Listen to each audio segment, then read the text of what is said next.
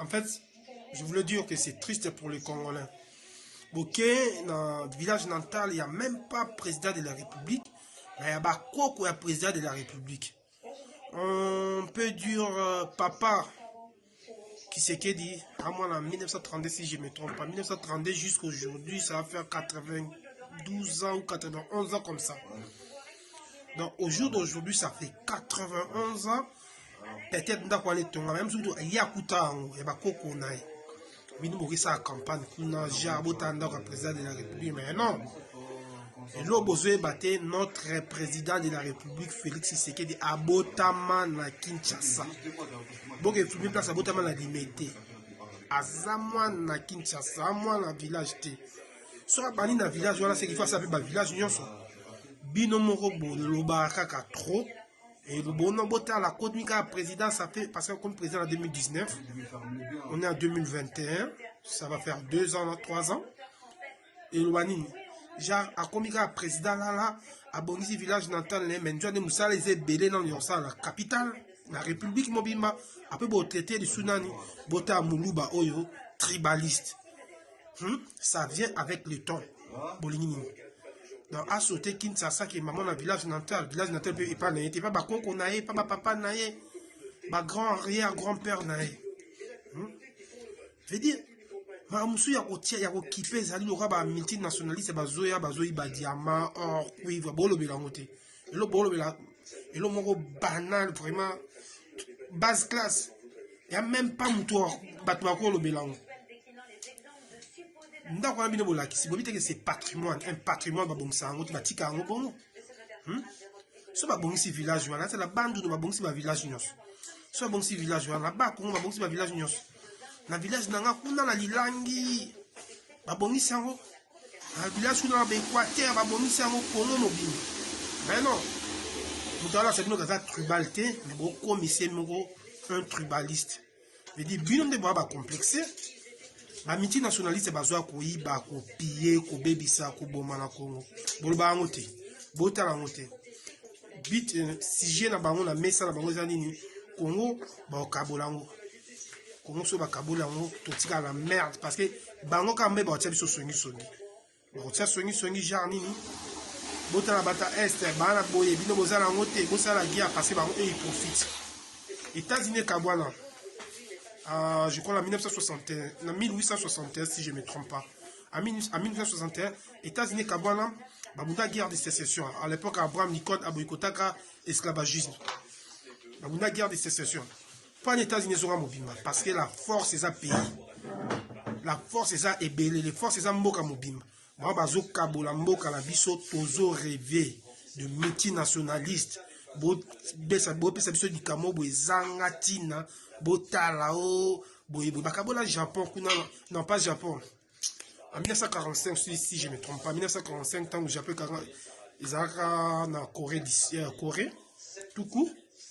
Bah que non ça la 38e parallèle na Japon bakabola mboka bato na 30 minutes bakaboli Corée koto Union soviétique koto États-Unis d'Amérique baluka guerre baluka guerre la mboka la biso bakabola Allemagne parce que koto Union soviétique koto États-Unis d'Amérique Allemagne ezonga point parce que ba mindeli bana posa ba bebisa partout bazwa babebisa pe mboka na biso no bauti kabola Soudan bakabola Eritrea et Éthiopie mais bango moko ba occidentaux le blanc bakabola États-Unis en 1860 États-Unis zaya au kabwana par rapport à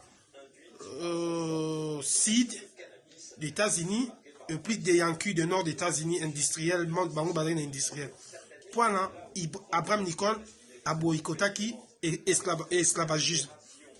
Tu vois? Mais États-Unis sont en mobile. Mboka na biso e kabonate, botika biso na ba distraction. Président na biso asa malam bino kubisa rabatute ka kotu la batu. Yo zo ke ngola sa mbak no botanda ka président qui sekedi botala nini mboka président qui sekedi le raba la botan. Vous nous les Congolais tu éviter que il y a de pygmées ba vivre à Cana forêt équatoriale. Mboula ma et soupane la bambo. Tu éviter qu'il y a de place au Congo. na forêt tropicale to nango na Équateur ba habite ba place sous ba ku batanga raté biloko wana tu ezala ya ko gérer yango boki na sabiso bilo mo boy toi même pas la posa nango botika bambriema président azosala mosala na ye tranquille pe to voter deuxième fois pe wa koya ko remplacer président akosala lokwa président alakisi biso nzela oyo toti na ba souffrance na ba dictature toti na makambo ebele bele botala bino ba banalité il faut beaucoup tsakala ba bilo mo boy ezanga tina eloko biso to boyi to okiko filmer biso dossier oyo ya kokabola Congo bato kotelemela ngo biso tu meyo la biso lopango ya bakoka Kisekedi mais pour moi papa Kisekedi a voté en 1932 pour moi c'est même c'est l'X à l'époque dans le village natal c'est l'X mais même pas lopango ni l'X mais même pas lopango na c'est quoi vous voulez quoi bolungani so ba bongisa ko bino batali boso mobuta bongisa guado bota donc ilo bolingi e balate makambo malonga botala combien de voitures bimaka na est ezokota na étranger comme bokoni Rwanda tous les frontières cette frontière tozala ngo bolobela yango te botuneli biso ba banalité pe motivation lo nini yo mutu no offre metala bino vraiment n'a habité au flimete au pur hein au douce dans lango dans le monde entier toi là 1% il y a au douce mais na Congo toi là 55% il y a au douce en Afrique donc le biso makambo na te il faut le biso ne makambo na nanana donc le biso te que non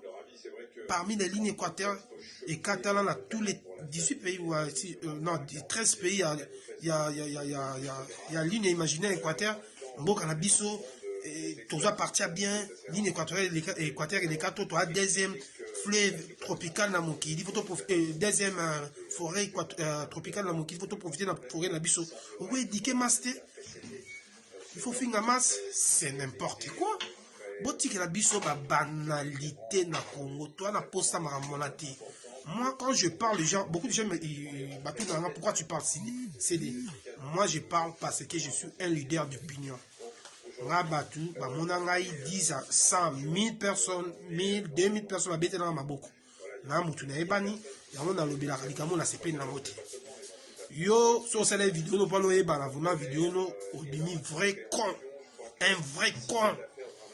Donc, ils ont vraiment la sensité.